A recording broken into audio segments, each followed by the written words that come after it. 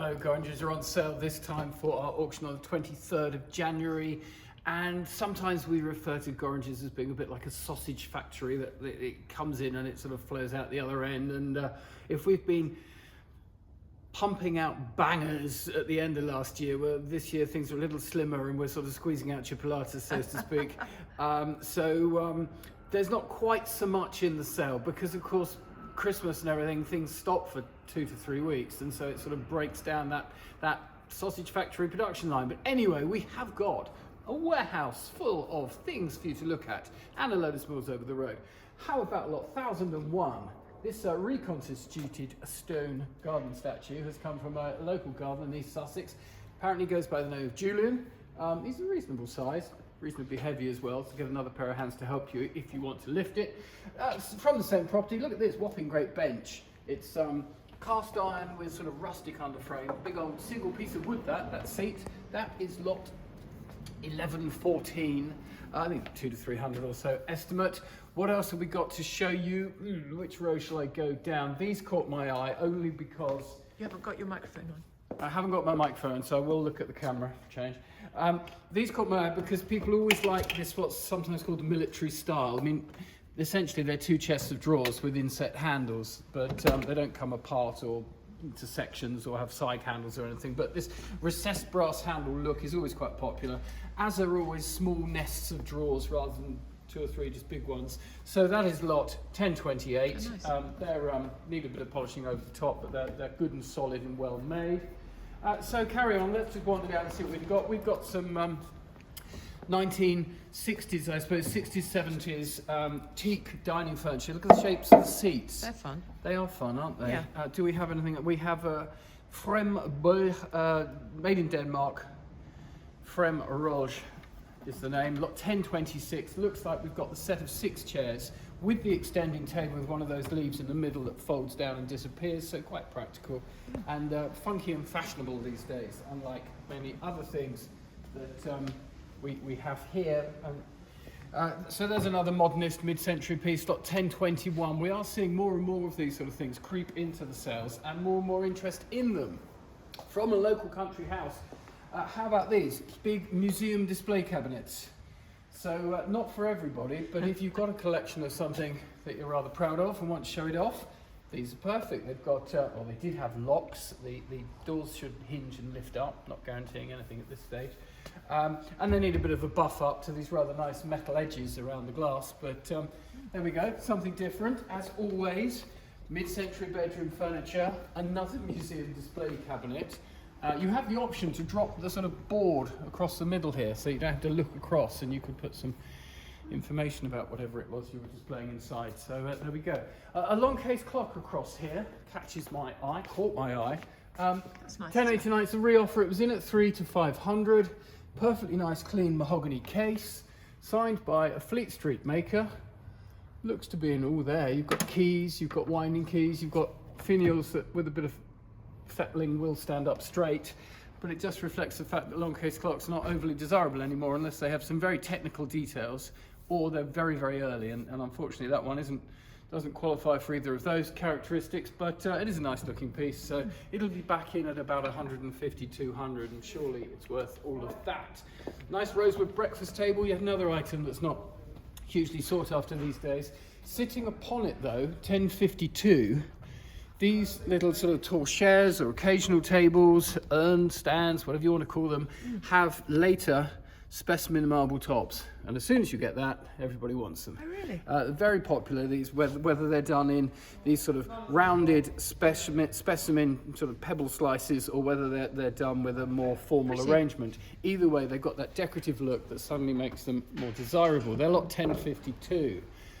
And they're a sort of matched pair, they're nice. Yeah, nice. So, and look underneath, they're not the same. Look, you are buying 2, not a pair. So don't be confused once you sit and cross the room and think, oh dear. Make sure we're not selling them as a pair, mind you.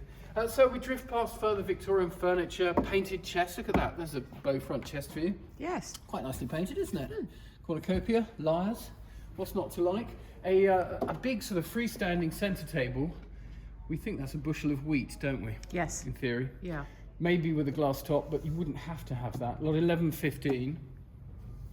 a sort of Irish influenced mirror. So I think this is a mirror that's been bejazzled, to be honest. 1101, but with these mirrored and blue glass Quite pretty. appliques around the edge. Again, decorative, quite pretty. We've got some console tables here. We've got some whopping great benches. Look at these. They're huge. What would they have been for then? Well, I think they're for sitting on, like that. But you could, I It mean, they're makes not you really look table. little. Sorry? It makes you look small. Very little. Yes. Yes, so they're great big pine side tables or benches. Yeah. 1077, the other one is 1063. You can buy two because they're not the same length. On top, we've got some curiosities like sort of great pickers hod. There's a big basket here with these sort of sticky rustic handles, lot 1076. Further chunky rustic furniture. And even a rustic mirror. This is cork bark has been used to make the frame for 1104. Gosh, right. So yeah, gosh, you say a small bath. We had a lovely copper one, didn't we? We In did. sale on Monday. Lot Yes. 1. It made lots of money. Really nice. 1106. This is a tin bath, more modest stature than the last one, but great fun, and you could put your flowers in it and what have you, plants.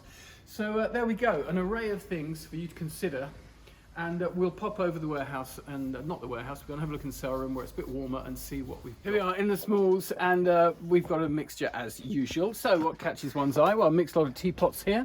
Chinese teapots, like 1252. That's pretty. Femoral rose enamel. It's quite nice, isn't it? Yeah. With the figures.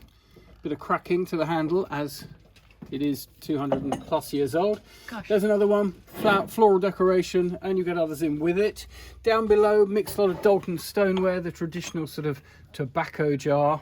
And then this looks a bit like might be Frank Butler. Look at these scrolling sort of seaweed-like leaves. Very much a Frank Butler motif. Normally you'd get his initials FAB underneath, or you'd get them buried somewhere in here. Can't see it, but it's definitely influenced by him. And other pieces in that lot. You like this, didn't you? You said that's do, pretty, and I said no, it's not. Lot I think 12, it's quite pretty, yeah. 1255. So this is, it looks a bit like WMF. Yes, I think. WMF? So WMF is German. Yes, it is. It's Wiener Metalwerken Fabric or something like that. Right. Producing stylish secessionist influenced wares. Late 19th, early 20th century. This is unusual for having this glass stem. The plating has worn down to the brass. It's just been polished away, you can see. Yeah. But there we go, something different. Yeah, Not exactly. 1255. Those pictures. Well, Paul liked these 1556. They're off the old Brighton Chain Pier, Right. which is now where the Palace Pier is in Brighton, the They main, look what very used to be old. called Brighton Pier. And it was built by Commander Bruce from memory in the early 19th century, Can't really get early-ish, them. and then blew down in a great storm, hence showing the picture of it blowing down. So that's got 1556. We've got glassware, we've got walking sticks, we've got bugs. Remember we had bugs last year, we've got Yes. some bugs this year, lot 1274. Look at those little frogs, poor thing. Yeah, they look a bit squished, don't they? Yeah. Dan's been working on a lot of coins, sort of in the 1500s, early 1500 lot numbers. There's a mixture of collector's coins and otherwise. You're looking at David Hockney there. Yes, I am, yeah. 1550s, just a colour Yes. print. Oh, right. It was called Self-Portrait of an Artist, brackets, Two Men in a Pool or something like that. Right. Famous work, just a colour sort of reproduction, but nicely done. Where are we going? Where would you like to go? Should we, I know, let's go around here. We'll go around here. Various artwork as always, a few bindings, things like Smollett's History of England, lot 1355, nicely bound. Looks like a dozen or so volumes.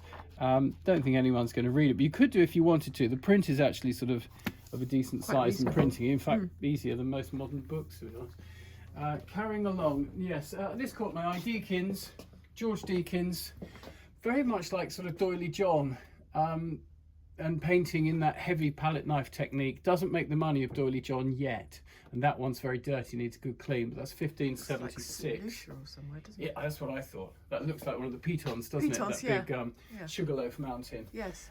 Next to some rather unappealing frogs to most people, I would imagine, but not gross. everybody. Gross. That is gross. That is gross. There we go. Next to them, though, rather fine, 1343. Look at these, very nice. Japanese cloisonne ware. So they apply the wire, very fine wire, on top of the body, which is in a silvered metal, and then they float the enamel inside it and fire it, and those are rather finely done. They're not signed as far as I can see, but also as far as I can see they're not overly damaged or bruised, which is nice. So yes, 1343. And then you've got a rabbit. You've got a rabbit, 1342. Everyone needs a rabbit eating carrots bowl. It's a sort of crude Tinglaze pottery, just sort of decorative thing, bit of fun though. We've got an opium pipe on a stand.